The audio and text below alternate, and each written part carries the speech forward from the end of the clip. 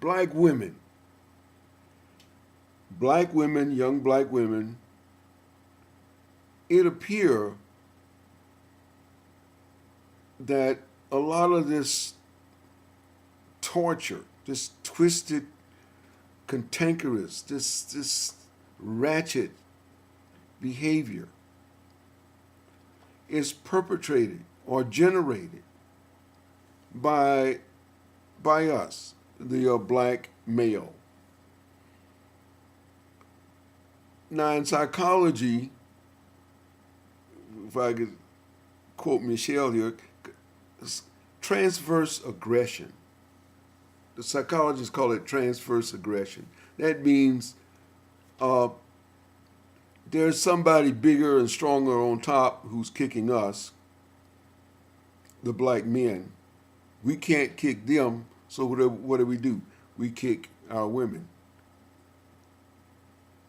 We can't fight the power above us, but we can fight the women below us. So we kick them. We find some fault and we kick them. But what's the real deal?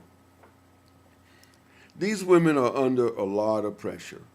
They are trying to raise 2 kids by themselves without any help. Maybe their mother, maybe their sister. In a lot of cases, without any help.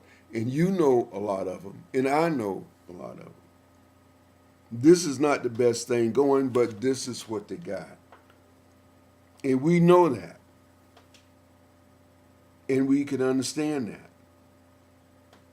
And we know what the problem is, and we are in the same boat. It's not necessary to go and endlessly point this out. I remember the old days. Hell, when I left the States, when I went to war, it was 68. I'm on the corner with the guys, and they talking the same trash. The same trash. Uncle Tom, the man doing this, and these women doing that. Well, back in the old days, they used to call her sapphire. Now, I don't know, well, maybe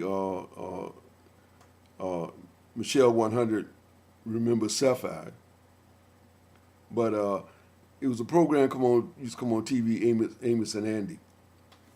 And Sapphire was the woman, the black woman, so this idea, Sapphire was mean this, and she's mean that, and this and that, and all this stuff. And, this hasn't changed in the last 60-some years. It hasn't changed. The conversation hasn't changed. But now we have these glorious machines, this computer. And I'm sitting here in Tokyo, Japan, and I'm talking to somebody in New York. I'm talking to somebody in Atlanta, Georgia.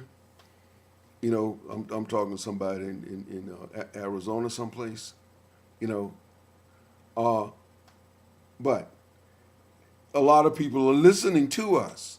We are the black men, and we are downing the black women, and everybody, the whole world is picking this up. And the whole world view us on what they see.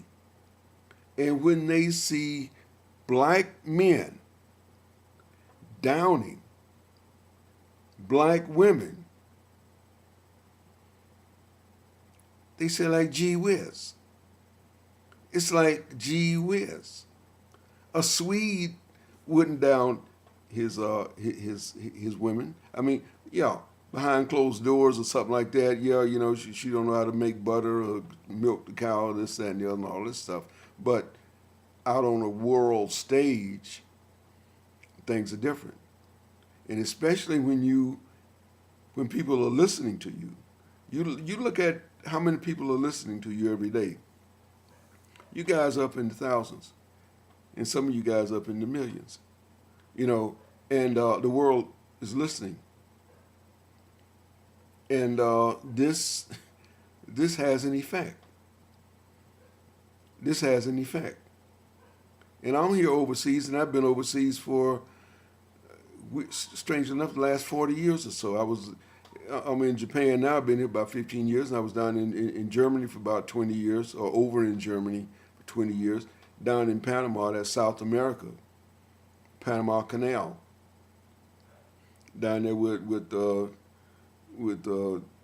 all kind of wild animals and all kinds of good stuff down there in the rainforest for maybe 10 years or so, off and on. The whole world watches everything, especially the things that go on in New York. You know, and if we aren't careful about what we say, and we aren't careful about what we do, maybe we're not aware of it. I mean, you're not aware of the power that you have.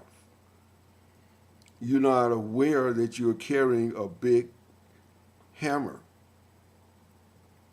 And that hammer can drive a nail, but that hammer can also bust out a window.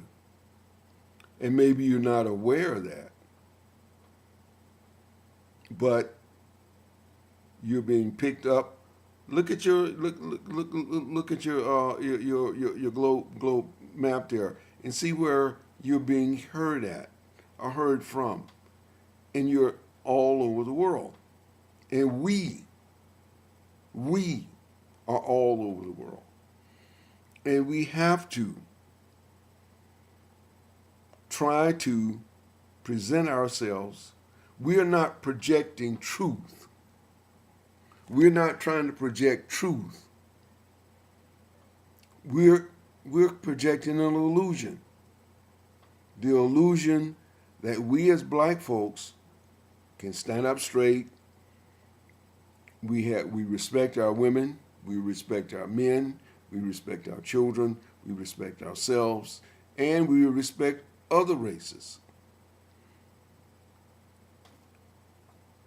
We respect our environment.